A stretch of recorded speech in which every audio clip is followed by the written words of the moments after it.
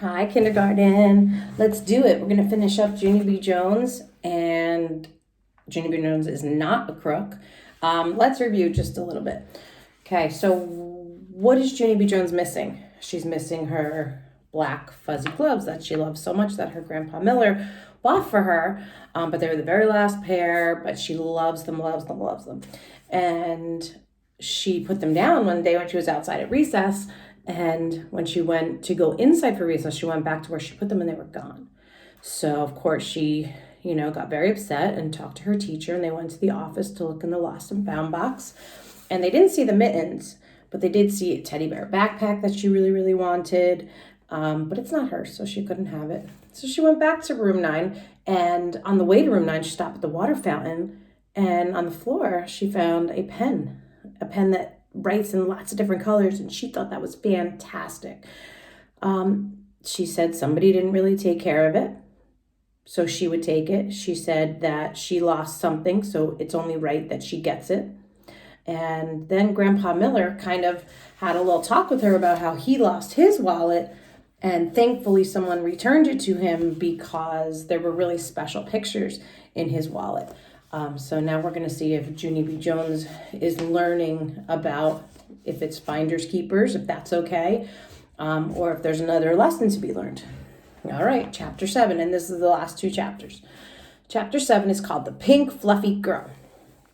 After I talked to my grandpa, I went to my room. I closed my door real secret, and I took my wonderful pen out of my pocket. And I did a big sigh. Because I had confusion in me, that's why. I wish I never heard of that wallet story, I said. Because finders, keepers, losers, weepers isn't the rule, apparently. And so now maybe I'm a crook. And I looked at my wonderful pen. I don't even feel like a crook. I feel like a lucky duck.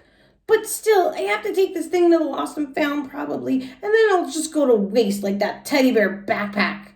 All of a sudden, I heard Mother and Daddy come home from work, and I quick hided my pen under my mattress because those two would not be understanding of the situation. They came in my room and they kissed me hello. I told them what happened to my mittens, and I begged and begged and begged for them to take me to the store. But Mother said, "Honey, there's no more left." And Junie and Daddy said, "There's no more left too." And so there's no more left, apparently. That's how come I got depressed all over again. And I couldn't even sleep good at night. I kept on wondering who the mitten crook was and what did he look like. Because I've seen crooks on TV before, and they are biggish and meanish with tattoos all over themselves. Because I sat up in my bed and I thought of a really, really good idea. Hey, a tattoo is very easy to spot, I bet. And so maybe I can find the crook by looking for the tattoo tomorrow. After that, I went straight to sleep because I need my strength for crook looking. The next day at recess, I didn't play horses with Lucille and that Grace. Instead, I run all around the playground looking for that mitten crook.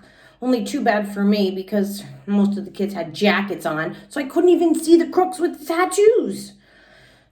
Pretty soon the bell rang. That's when my eyes got tears in them because I don't think I'm ever going to see my mittens again. Not ever. I started walking to room 9 and my nose was sniffly and drippity. And I wiped it on my attractive jacket sleeve. And all of a sudden, a pink fluffy girl skipped past me. She had on a pink fluffy dress with pink fluffy socks and shoes and a pink fluffy jacket made of fur, pink fluffy fur. And guess what else? She had black furry mittens in her pink fluffy pockets. My eyes got big and wide. Hey, my mittens! My mittens! I screamed real loud and I put my head down and I zoomed at her like a speeding bull. Mrs. saw me running and she grabbed me by my attractive winter jacket and I jumped up and down and I pointed, that girl, that pink fluffy girl stole my mittens. She's the crook. Only her jacket is covering up her tattoo. And so that had me stumped. Mrs. called to the pink fluffy girl. She skipped over to where we were. I kept on jumping. You stole my mittens. And there's a picture. Junie B is not happy. No, I didn't, she said. I didn't steal anything. I found these mittens. They were right on the grass, and so I thought nobody wanted them. I did! I wanted them. My Grandpa Miller bought them for me for no good reason, and I have been worrying about them all day and all night, and that is called heartache, madam. Mrs. told me to shush my voice. She took my mittens away from the pink fluffy girl and gave them back to me. Then she bended down and she talked to the pink fluffy girl real serious. Even if you thought no one wanted these mittens, it was wrong of you to take them, she told her. The pink fluffy girl pointed at me. But she didn't even take good care of them. I stamped my foot. Yes, I did. Yes, I did take care of them. I left them with my attractive winter jacket because I didn't even know there was crooks at this place. Oh, that little girl looks very sad. She knows she did something wrong. Mrs. told me to hush again. You should have taken those to the lost and found, she told the pink fluffy girl. Yeah, because I would have found them then when I looked there. And so what do you think that box is even there for? My health? The pink fluffy girl started to cry. But I really love them, she said. Mrs. smoothed her hair. I'm afraid that's not the issue, she said. Yeah, we're afraid that's not the issue, I said. Because finders keepers isn't the rule, apparently. And so from now on, if you find my stuff, you have to take it to the lost and found. Plus, also, you can put it in my grandpa's mailbox. Mrs. looked at me a real long time. She said I'm getting on her nerves. After that, she held the pink fluffy girl's hand, and they went to talk to her teacher. I quick put on my mittens and then I buried my face in their black fur. I danced around with joy. Last chapter. The next day I went to the principal's office. The grouchy typing lady looked over the counter at me. I rocked back and forth on my feet. I'm not bad again. I said, I just need to go to the lost and found, that's all. The grouchy typing lady opened the closet and she pulled out the big box. Just then the phone rang, and she hurried to answer it. So I quick bended down, and I digged my hands in the lost and found. Then my heart got very thrilled because I saw that wonderful teddy bear backpack again. I snuggled my face in his tummy. Mrs., I still love this softy guy, I whispered. I put him on my back, and I skipped all around. The grouchy typing lady hanged up the phone. Oh, did you lose that too? She asked. Is that what you're here for? I kept on standing there. Oh, well.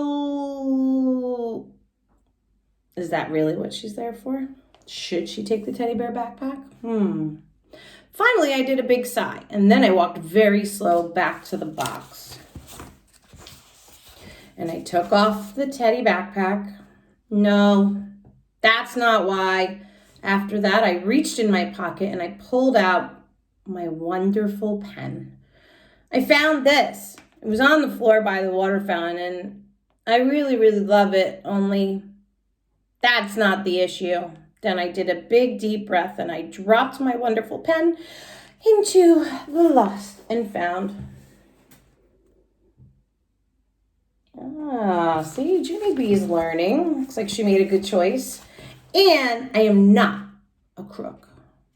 The grouchy typing lady looked nicer at me and she ruffled my hair. No, she said, of course you're not a crook. After that, I walked back and forth on my feet some more and I waited. And the typing lady raised up her eyebrows at me. I'm waiting for the grin, I explained, only there seems to be a delay.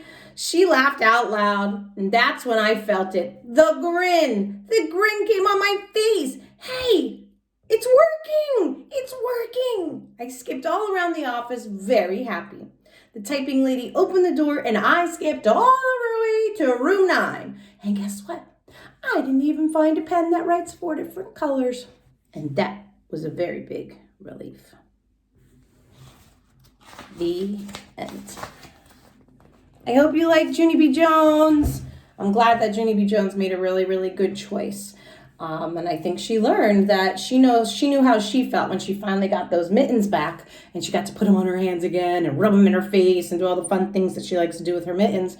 But she knew how that felt. So when she went back into Lost and Found, she returned the pen, which is the right thing to do because now somebody else is going to feel that happy when they find their pen. So good job, Junie B. You are not a crook.